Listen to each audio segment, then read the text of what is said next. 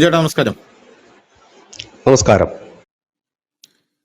ചേട്ടാ, ഈ ആഫ്രിക്കൻ ഭൂഖണ്ഡങ്ങൾ എപ്പോഴും വലിയ ഖനികളുടെ വലിയ ശേഖരമുള്ള ഭൂഖണ്ഡമാണ്.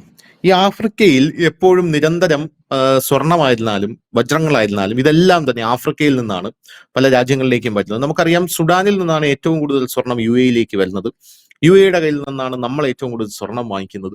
ഡീ ഡോളറൈസേഷൻ അടക്കമുള്ള പല കാര്യങ്ങൾക്കും ഈ സ്വർണത്തിൽ ഇൻവെസ്റ്റ് ചെയ്യുന്നത് ഇന്ത്യക്ക് വളരെയധികം ഗുണകരമായിട്ടുള്ള ഒരു കാര്യമാണ്. അപ്പൊ ഇങ്ങനെ ഇരിക്കുന്ന ഒരു സാഹചര്യത്തിൽ ആഫ്രിക്ക എന്ന് പറയുന്ന ആ ഭൂഖണ്ഡത്തിൽ വലിയ രീതിയിലുള്ള ഒരു പ്രാധാന്യമുണ്ട്. അപ്പൊ ആഫ്രിക്കയെ കാലാകാലങ്ങളായിട്ട് ആരാണ് നിയന്ത്രിച്ചത്? നമ്മൾ പുറത്തുനിന്ന് നോക്കുമ്പോൾ ആഫ്രിക്ക എന്ന് പറയുന്ന ആ ഒരു ഭൂഖണ്ഡം പട്ടിണി, പരിവട്ടം, പോരാത്തതിന് അവിടെ വികസനമില്ലായ്മ, അങ്ങനെയുള്ള വലിയ രീതിയിലുള്ള പ്രശ്നങ്ങൾ നേരിടുന്ന ഭൂഖണ്ഡമാണ്. പക്ഷെ അവിടെ ആ ഭൂഖണ്ഡത്തെ അങ്ങനെ ആക്കി ഇട്ടിരിക്കുന്നതാണെന്നുള്ളതാണ് എന്റെ യഥാർത്ഥത്തിലുള്ള വസ്തുത. കാരണം അവിടെ ഇല്ലാത്ത നാച്ചുറൽ റിസോഴ്സസ് ഇല്ല, അവിടെ ഇല്ലാത്ത മാൻ പവർ ഇല്ല, അവിടെ ഇല്ലാത്ത സോഴ്സസ് ഇല്ല. അപ്പൊ ഇങ്ങനെയുള്ള ഒരു സാഹചര്യത്തിൽ ആഫ്രിക്കൻ രാജ്യങ്ങളെ കലാകാലങ്ങളായി നിയന്ത്രിച്ചുകൊണ്ടിരുന്നത് റഷ്യ, അമേരിക്ക ഒരു അച്ചുതണ്ടാണ് എന്ന് പറയേണ്ടി വരും. ഏഷ്യയും ആഫ്രിക്കയും യൂറോപ്പും ഒരു സ്ട്രെയിറ്റ് ലൈനിൽ കോർക്കാവുന്ന ഒരു വര പോലെ വരുമ്പോൾ അതിനെ നിയന്ത്രിച്ചിരുന്നത് ഇവിടെ റഷ്യയും അമേരിക്കയുമാണെന്ന് പറയേണ്ടി വരും. അപ്പൊ അതിനുശേഷമാണ് ചൈനയുടെ കടന്നുകയറ്റം ആഫ്രിക്കയിലേക്ക് വരുന്നത്. ചൈന അവിടേക്ക് കടന്നു കയറിയപ്പോൾ വലിയൊരു ഞെട്ടൽ അമേരിക്കയ്ക്കും റഷ്യയ്ക്കും ഉണ്ടായി എന്നുള്ളത് സത്യാവസ്ഥയാണ്. കാരണം ചൈന ഈ പാവപ്പെട്ട ആഫ്രിക്കൻ രാജ്യങ്ങളെയൊക്കെ കയ്യിലെടുത്തത് ഡെപ്റ്റ് ട്രാപ്പിൽ പെടുത്തിയാണ്. കാരണം അവർക്ക് വേണ്ട എല്ലാ സൗകര്യങ്ങളും ചൈന കൊടുക്കും.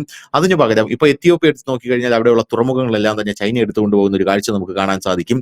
മറ്റു പല ആഫ്രിക്കൻ രാജ്യങ്ങളും എടുത്ത് നോക്കിക്കഴിഞ്ഞാൽ അവിടെയുള്ള പല ലാൻഡുകളും ചൈന ഗ്രാബ് ചെയ്തുകൊണ്ട് പോകുന്നത് കാണാൻ സാധിക്കും. അതിന് പിന്നിൽ ചൈനയുടേതായിട്ടുള്ള വലിയ രീതിയിലുള്ള താല്പര്യങ്ങളുണ്ട്. ഇപ്പോൾ വരുന്ന റിപ്പോർട്ടുകൾ അനുസരിച്ച് ഇവിടെ ഒരു വലിയൊരു നീക്കം വരാൻ പോവുകയാണ്.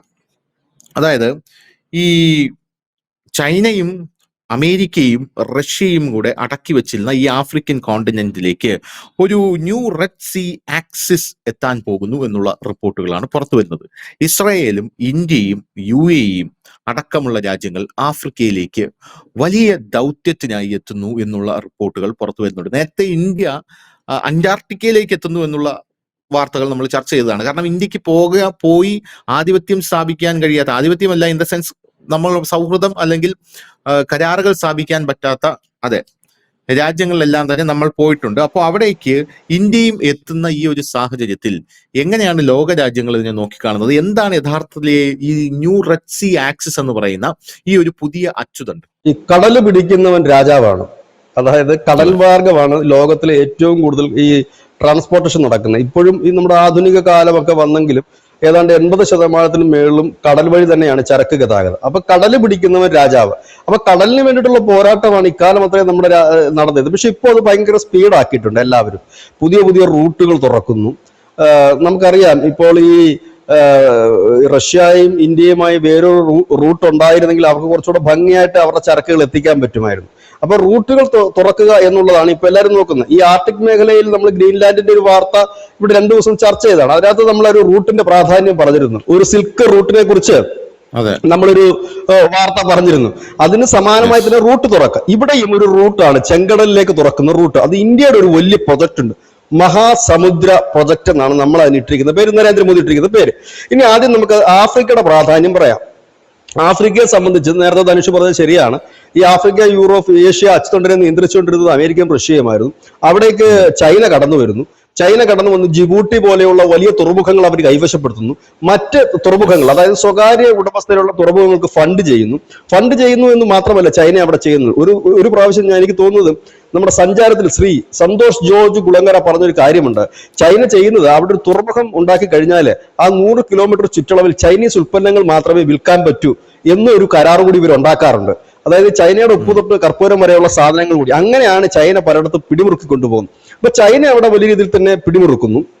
ഈ ഒരു സാഹചര്യത്തിൽ ഇന്ത്യ അതിന്റെ സാധ്യതകൾ തേടിക്കൊണ്ട് നരേന്ദ്രമോദി 2014 അധികാരത്തിലേറിയതിനു ശേഷം അനവധി വട്ടമാണ് ആഫ്രിക്കൻ രാജ്യങ്ങളിൽ പോയത്. ഘാന, നൈജീരിയ പോയിട്ടുണ്ട്, ദക്ഷിണാഫ്രിക്കയിൽ പോയിട്ടുണ്ട്.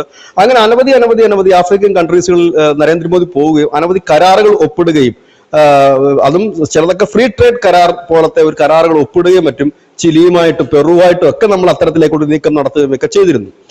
എന്തുകൊണ്ടാണെന്ന് വെച്ചാൽ അതൊരു വലിയ അക്ഷയപാത്രമാണ് ഈ പറയുന്ന ആഫ്രിക്കൻ കൺട്രീസ് എന്ന് പറയുന്നത്. നമുക്ക് തള്ളിക്കളയാൻ കഴിയില്ല. കാരണം ഒന്ന് വ്യാപാര റൂട്ട്, മറ്റൊന്ന് നേരത്തെ ധനുഷ് സൂചിപ്പിച്ച കണക്ക് ഈ ധാതുക്കളുടെയും പെട്രോളിന്റെയും ക്രൂഡിന്റെയും ഒക്കെ ഒരു ശേഖരമുള്ള ഇടം.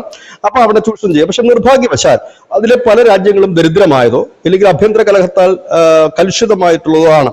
അതൊക്കെ ഈ മറ്റു രാജ്യങ്ങളുടെ താല്പര്യം കൊണ്ട് അങ്ങനെ ആകുന്നുണ്ട്. നൈജീരിയ കൊണ്ട് ബോംബിട്ടിട്ട് പോവുക, ഒപ്പം തന്നെ ഈ UAE സ്വർണം കൊടുത്തോണ്ടിരുന്ന രാജ്യവുമായി സൗദി പോയിട്ട് കരാർ ഒപ്പുവെക്കുക. ഈ സുഡാനുമായിട്ട് സൗദിയാണ് ഇപ്പൊ പുതിയ കരാർ വെച്ചിരിക്കുന്നത്, സ്വർണം സൗദി എടുക്കാം എന്നുള്ള രീതിയിൽ. അപ്പൊ ഇങ്ങനെയെല്ലാം മാറി മറിഞ്ഞു നിൽക്കുന്ന അവസ്ഥ. ഇവിടെ തന്നെ ഈജിപ്തിന് ഒരുപാട് താല്പര്യമുണ്ട്.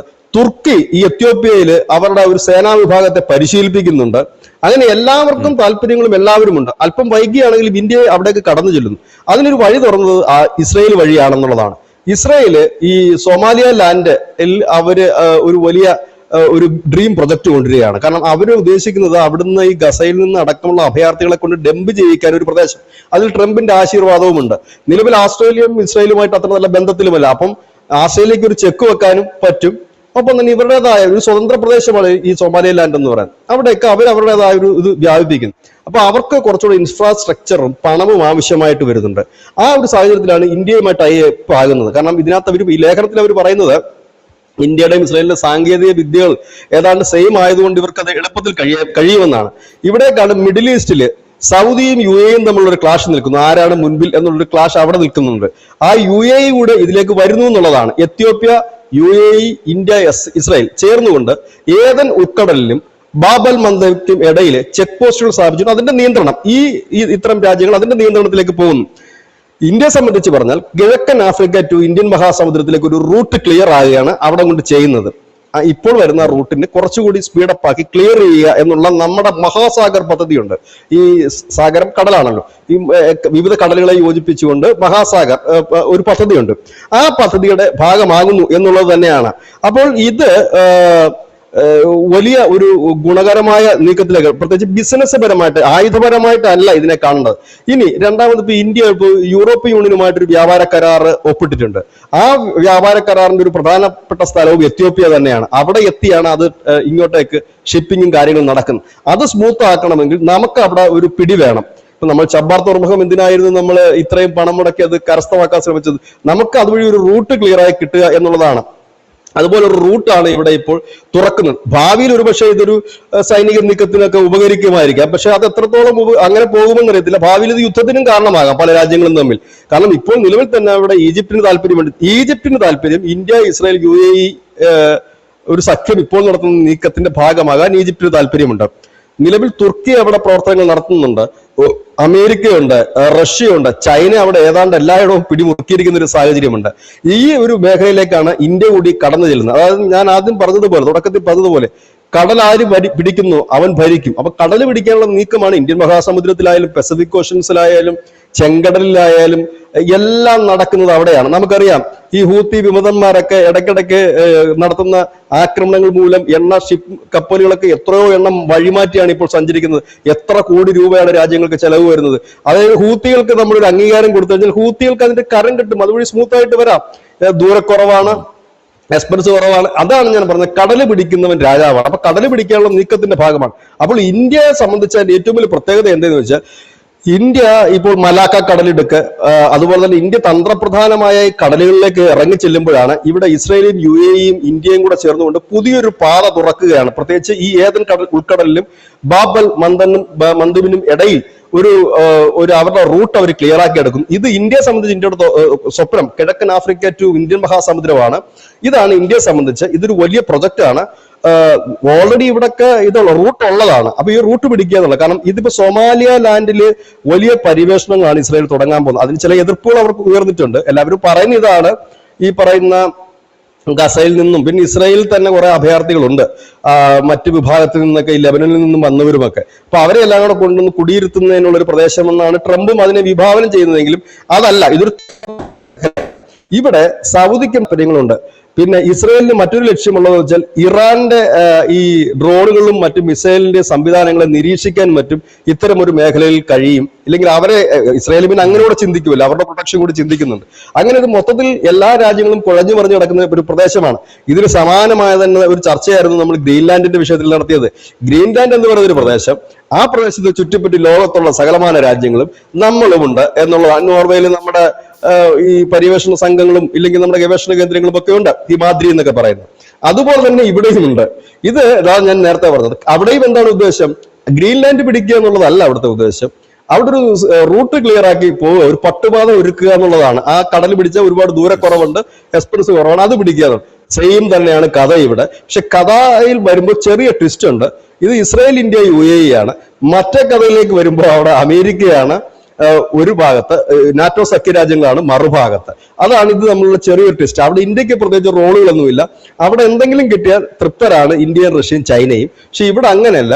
ഇവിടെ എല്ലാവർക്കും എന്തെങ്കിലുമൊക്കെ കാര്യമായി കിട്ടിയാലേ എല്ലാവരും തൃപ്തരാകുകയുള്ളൂ. പക്ഷെ നിയമപരമായിട്ട് നമുക്ക് കുറെ മുൻതൂക്കമുണ്ട്. കാരണം ഇസ്രായേൽ സൊമാലിയ ലാൻഡ് പിടിമുറുക്കുകയാണെങ്കിൽ ലീഗലി തന്നെ ഈ ഒരു ഭാഗത്ത്, അതായത് ഞാൻ ഈ പറഞ്ഞ ഏതൻ ഉൾക്കടലിലും ബാബൽ മന്ദബിക്കും ഇടയിൽ ഉള്ള റൂട്ട് ക്ലിയർ ആയി കിട്ടും. അങ്ങനെ കിട്ടിക്കഴിഞ്ഞാൽ കിഴക്കൻ ആഫ്രിക്ക ടു ഇന്ത്യൻ മഹാസമുദ്രത്തിലേക്ക് ഇന്ത്യക്ക് വളരെ ഭംഗിയായി മുമ്പോട്ട് പോകാം. അതായത് ആർട്ടിക്കിൽ അത്രയും റിസ്ക് ഇതിൽ ഇന്ത്യക്ക് ഇല്ല. റിസ്ക് ഇല്ല എന്ന് മാത്രമല്ല, ഒരു മേൽക്കൈ ഉണ്ട് താനും. മറ്റിടത്ത് നമുക്ക് നമ്മളൊരു വെറും കാഴ്ചക്കാരനല്ല, ഒരു കളിയുടെ ഭാഗമാണ്. ഇപ്പൊ ഒരു ക്രിക്കറ്റ് ഫുട്ബോൾ കളിക്കും 11 പേരില്ലേ, അതില് റിസർവ് ബെഞ്ചിൽ ഇരിക്കുന്നവരുമുണ്ട്, അവരും കളിക്കാരാണ്. ഒരുതിന് പരിക്ക് പറ്റിയാൽ കയറാം. അപ്പൊ ആ റിസർവ് ബെഞ്ചിലാണ് നമ്മൾ. ആ ആർട്ടിക്കൽ പ്രശ്നത്തിലെങ്കിൽ ഇത് റിസർവ് ബെഞ്ചിലല്ല, ഈ 11 കളിക്കാരിൽ ഒരു കളിക്കാരനാണ്, മെയിൻ കളിക്കാരനാണ്, സ്ട്രൈക്ക് ഫോർവേഡാണ്. അപ്പം ഇങ്ങനത്തെ ഒരു സാധനമാണ് ഇപ്പോൾ ഈ ഒരു വിഷയം. ഒരു പക്ഷേ ഇതായിരിക്കും ഇനി വരും ദിവസങ്ങളിൽ ഇന്റർനാഷണൽ മീഡിയ ഏറ്റവും കൂടുതൽ ചർച്ച ചെയ്യപ്പെടാൻ സാധ്യതയുള്ള ഒരു വിഷയമാണ്. കാരണം ആസ്ട്രേലിയ ഇപ്പോൾ തന്നെ ഇതിന് എതിർപ്പുമായി രംഗത്തെത്തിയിട്ടുണ്ട്. ഇന്നിപ്പോ ഇസ്രായേലിന്റെ പ്രസിഡന്റ് ആസ്ട്രേലിയ എത്തുക. അപ്പൊ അവിടുത്തെ സ്വീകരണം എന്തായിരിക്കും എന്നുള്ളതാണ് ഇന്ന് ഇന്റർനാഷണൽ മീഡിയയുടെ വലിയ ചർച്ച. തണുപ്പൻ സ്വീകരണമായിരിക്കുമോ അതോ നല്ല സ്വീകരണമായിരിക്കുമോ എന്നൊക്കെയുള്ള അതിൽ അദ്ദേഹത്തിന് എതിർപ്പുള്ള ഒരുപാട് പേരുമുണ്ട് ഈ ഇസ്രായേൽ പ്രൈം മിനിസ്റ്റർക്ക്, പ്രസിഡന്റിന്. അപ്പൊ ഇനി സൊമാലി ലാൻഡിലേക്ക് ഇസ്രായേൽ വരുന്നതിനെ ആസ്ട്രേലിയ എതിർക്കുകയാണ്. അങ്ങനെ പറ്റില്ല, നടക്കില്ല എന്നാണ് പറയുന്നത്. ഇതിനെയൊക്കെ മറികടന്നുകൊണ്ടാണ് ഈ ഗെയിം മുഴുവൻ നടക്കുന്നത്. അതാണ് ഞാൻ നേരത്തെ പറഞ്ഞ ടാക്ടിക് ഡിപ്ലോമസിയുടെ കാലമാണിത്. ഇന്ന് കാണുന്നതല്ല നാളെ കാണുന്നതല്ല മറ്റന്നാൾ കാണുന്നത്, എല്ലാം പാടെ മാറി മറിയുകയാണ്. ഇവിടെ എല്ലാം ശ്രദ്ധേയമായ ഒരു കാര്യം, ഇന്ത്യ എന്നൊരു പേര് ഉയർന്നു വരുന്നു എന്നുള്ളതാണ്. അത് Asia, central Asia, south Asia ആകട്ടെ, യൂറോപ്യൻ കൺട്രീസിന്റെ വിഷയമാകട്ടെ, ആർട്ടിക്കൻ മേഖലയിലാകട്ടെ, ഇപ്പോൾ ഇത് ആഫ്രിക്കൻ മേഖലയിലാകട്ടെ, എല്ലായിടത്തും ഇന്ത്യയുടെ പേര് ഉയർന്നു വരുന്നു എന്നുള്ളതാണ് ഇപ്പോഴത്തെ ഗെയിമിന്റെ ഏറ്റവും വലിയ പ്രത്യേകത. മുൻകാലങ്ങളിൽ ഇന്ത്യക്ക് ഒരു റോളുമില്ല. എന്താണ് പൂച്ചയ്ക്ക് എന്താ പുനരുക്കുന്നത് കാര്യമെന്ന് പറയുന്ന അവസ്ഥയായിരുന്നെങ്കിൽ ഇപ്പം മാറിയിരിക്കുന്നു. പൂച്ചയ്ക്കേ ഉള്ളൂ കാര്യം എന്ന നിലയിലേക്ക് കാര്യങ്ങൾ മാറിയിരിക്കുന്നു. ഇങ്ങനെയാണ് ഇപ്പോഴത്തെ പുതിയ ജിയോ പൊളിറ്റിക്സ് എന്ന് പറയേണ്ടി വരും.